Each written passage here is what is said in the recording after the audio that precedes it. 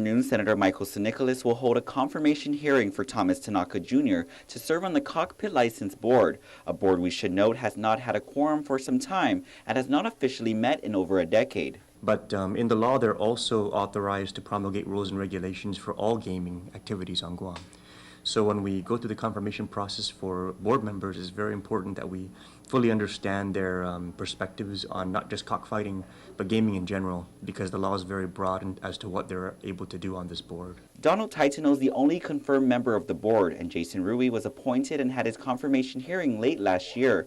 DRT Director John Camacho says while the board handles the licensing process, he only knows of one cockpit that is allowed to operate in Dedido and has told KUAM that law authorizes 3 different cockpits on island. With all regards, we're not authorized to issue license, only the board, and we don't handle the appeals. All we do is assist. No license, however, has been issued as the board has yet to meet, but according to Camacho, cockfighting activities are still being regulated as DRT still collects on taxes, specifically 4% under the limited gaming tax.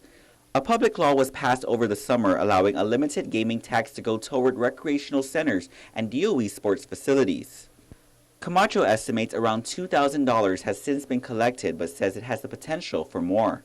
My predecessors have told me that way back, I think sometimes the bidding process can hit $1 million, $100,000, depending on the process. And that will probably bring in, a huge amount of revenue when we have, at least 3 licenses on Guam. As for cockfighting during village fiestas, those are allowed through proclamation by the governor's office, but are still required to comply with law and pay taxes. Nicholas says while he hasn't heard of any complaints regarding cockfighting on Guam, he hopes this board can finally meet to conduct its intended purpose. I think that'll be a good thing to have the board fully formed, to have good members on the board who, take an interest in preserving cultural activities, but also know what the limits are so that we're not going to be, using cockfighting as a reason to go out and pursue other gambling activities or other gaming activities, because our community is very clear as to what the limits are. The confirmation hearing is set for Wednesday at 2:30 p.m. at the Guam Legislature. Reporting for Guam's News Network, I'm Ken Quintanilla. Thanks, Ken. The Guam Memorial Hospital's flatline